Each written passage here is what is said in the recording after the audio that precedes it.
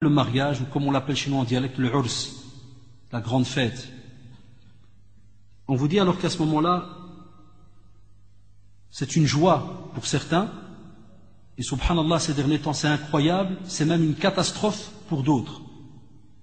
Il y a des gens qui nous contactent et nous disent que c'est là qu'ils ont commencé à avoir de gros problèmes entre soit eux et leurs parents, ou bien entre le frère et la sœur, ou entre la sœur et le frère. C'est incroyable. Des gens commencent à s'ingérer, des gens de la famille. Chacun veut donner son avis. Comment est-ce que le mariage va se faire? Qu'est-ce qu'on va dire durant ce mariage? Qu'est-ce qu'on va apporter? Qu'est-ce qu'on va manger? Qu'est-ce que 36 questions commencent à se poser? Et on remarque alors à ce moment-là que souvent, il arrive que ça se termine par des menaces.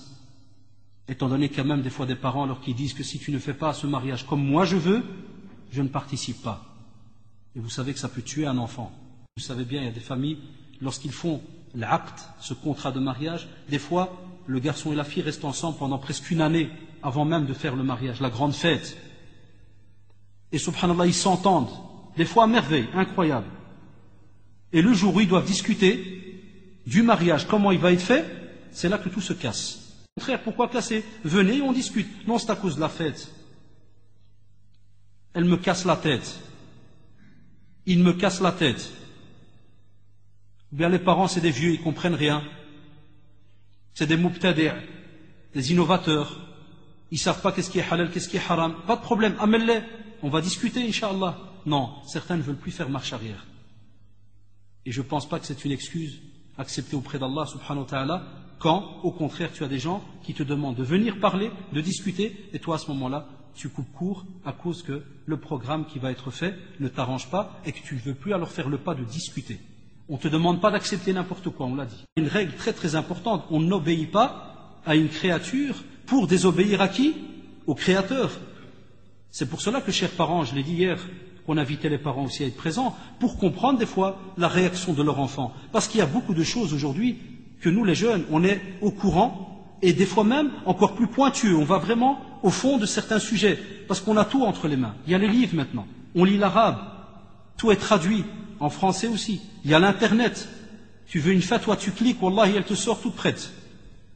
Parce que beaucoup de mashayikh qui sont suivis, qui ont un groupe avec eux de jeunes, ou alhamdoulilah, sophistiqués comme on dit, travaillent justement pour apporter toutes ces règles entre les mains des jeunes qui existent et qui vivent des fois dans des pays européens où ils n'ont pas la facilité de parler la langue arabe. Donc les fatawas sont traduites en français. C'est pour cela que des fois certains parents sont étonnés et disent alors à leurs jeunes, d'où est-ce que vous apportez ce nouveau din?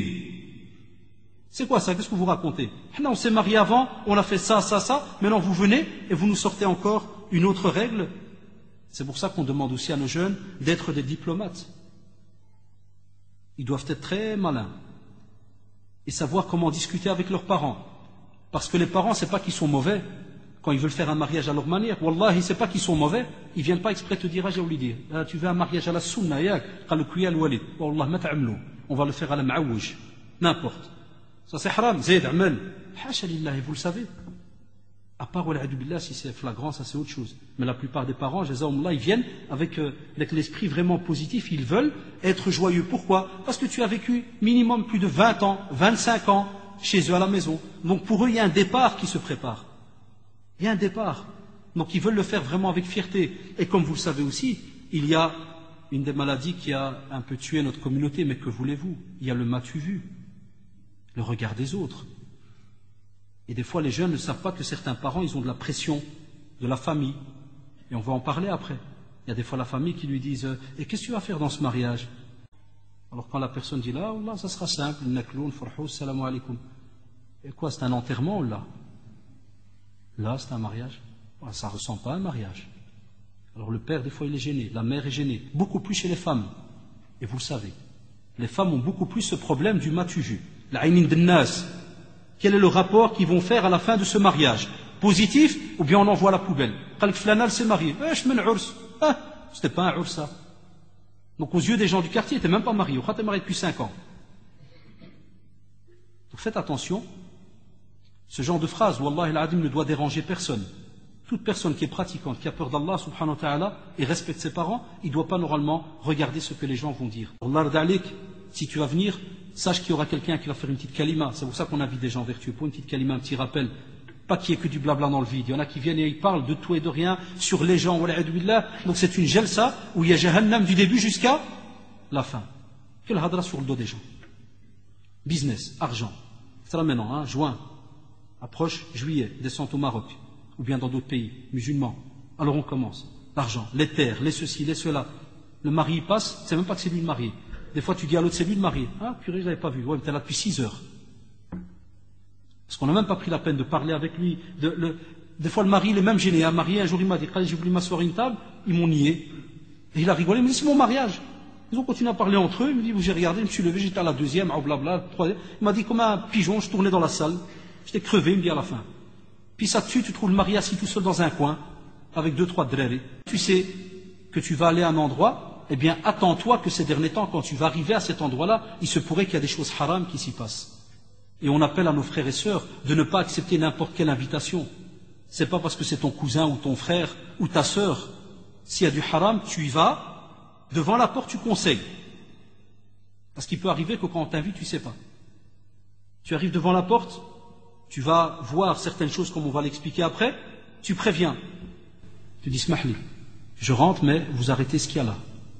Si le frère te dit, non, là, moi je peux pas arrêter, t'es fou ou quoi, purée, 600 €, ça habite malade ou quoi. Moi j'ai payé cadeau, non. Pour un petit jetong là comme toi, un pins, mais elle va jouer.